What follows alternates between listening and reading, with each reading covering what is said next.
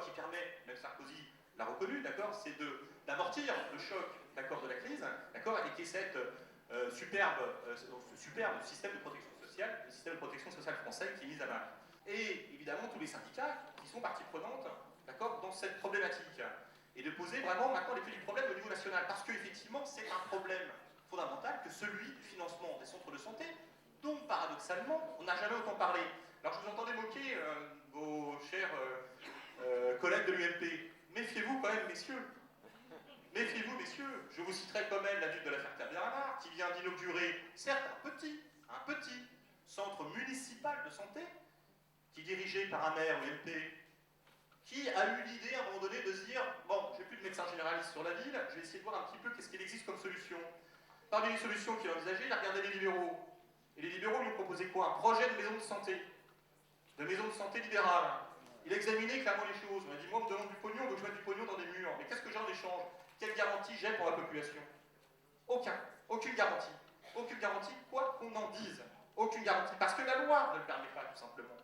La loi ne peut pas imposer aux médecins libéraux, d'accord, des garanties de respect, par exemple, de tiers payants, si on leur impose à un moment donné le tiers payant, ou des respects des tarifs, d'accord, opposables. Ça n'existe pas. Ne confondons pas les maisons de santé des centres de santé. Aujourd'hui, non, juste une dernière chose, parce que je crois qu'on a peut-être pas la parole, c'est pas sûr, étant donné que je la prends et, d'accord, j'en abuse, certainement. Aujourd'hui, on a un problème de démographie médicale, d'accord. Je reprends monsieur Jean-Carl Vollier, maire de la Ferté-Bernard. Il cherche à ramener des médecins dans sa ville. Il propose des solutions libérales. Personne ne vient. Il crée un centre de santé. Il aura 3 médecins d'ici la fin de l'année 2012.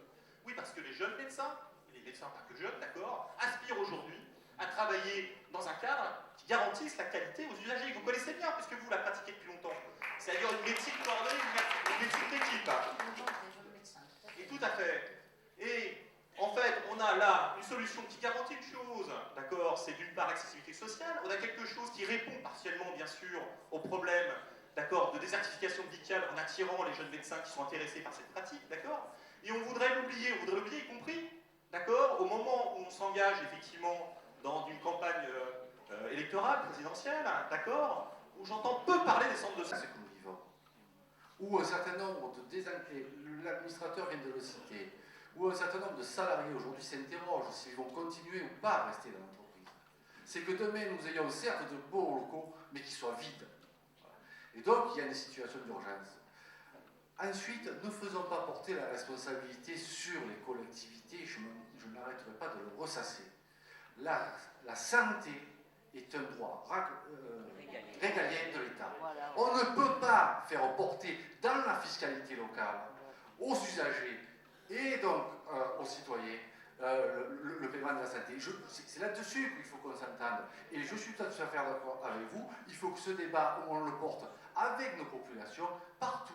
Elle ne concerne pas que les 200 000 habitants des Bouches-du-Rhône qui sont usagers des centres de santé mutualistes, c'est aussi toute la population, les 2,3 millions de population des Bouches-du-Rhône, mais c'est aussi, et au-delà, toute la population française qui est concernée par la situation sur la santé et le sanitaire. Parce que je pense que j'ai entendu, notamment de la part de l'administrateur du Grand Conseil de la Mutualité, des choses qui m'ont un peu heurté, à savoir qu'ils ont été timides, sauf qu'ils ne l'ont pas été pour déposer le bilan un jour avant le versement des salaires du personnel. Il y a une chose qui m'étonne quand même dans la problématique, c'est qu'aujourd'hui, moi je tiens à vous le dire, parce que on vit un bouleversement dramatique de la situation de la protection sociale en France, et on vit notamment des questionnements forts dans le mouvement de la mutualité, dans le mouvement de mutualisme.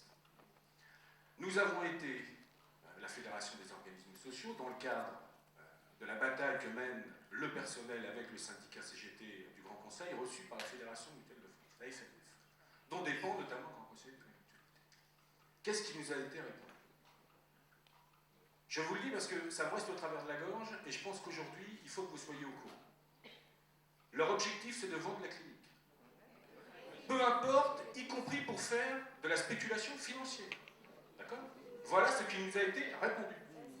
Alors aujourd'hui, quand on nous dit qu'on ne peut pas faire de projet alternatif, mais c'est ubuesque.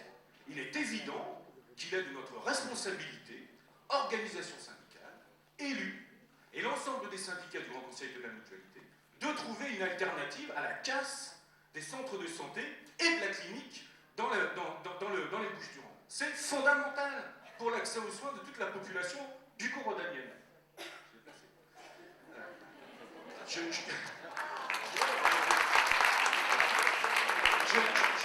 voudrais, par contre, il y a une chose sur laquelle j'étais d'accord avec l'administrateur, c'est sur le fait qu'effectivement, la bataille que vous menez est un exemple pour l'ensemble des territoires en France. Car je suis bien placé en tant que secrétaire général pour vous dire que vous êtes l'arbre des centres de santé qui cache la forêt de ce qui va se passer si on laisse faire la situation aujourd'hui. C'est-à-dire que tous les centres de santé sont dans une situation catastrophique. Les personnels n'en peuvent plus de fusion en restructuration, de directives, de contre-ordres et d'ordres, ils n'en peuvent plus. Et on continue. Et on continue. Nous, avec la réunion que nous avons eue cet après-midi, parce que je crois qu'autour de la table, tous les élus locaux sont d'accord pour dire qu'il faut la continuité. Mais aujourd'hui, il nous manque une réponse. Et cette réponse, elle est au niveau national.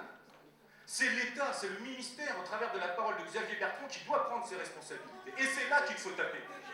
C'est là qu'il faut taper, messieurs, dames. C'est là qu'il faut aller. Et moi, je propose effectivement que nous écrivions en commun, organisation syndicale, les élus et l'ensemble de la population à ce monsieur Xavier Bertrand, de façon à ce qu'il réponde efficacement aux besoins de l'ensemble de la population du Corodanienne. Je les remercie. De la sécurité sociale, etc. Je me demande si on n'est pas encore dans la même logique. C'est-à-dire que finalement, est-ce qu'on n'est pas en train de se dire, moins on aura d'offres de soins, moins on aura de dépenses de santé. C'est ce qu'on se demande. Le numerus clausus, quand même, le ministre Xavier Bertrand, le week-end dernier, a simplement dit qu'il avait oublié, dans cette mesure-là, de prendre en compte le fait de la vieillissement de la population. C'est juste un petit détail sur l'offre de soins. Ils ont oublié, il y a quelques années.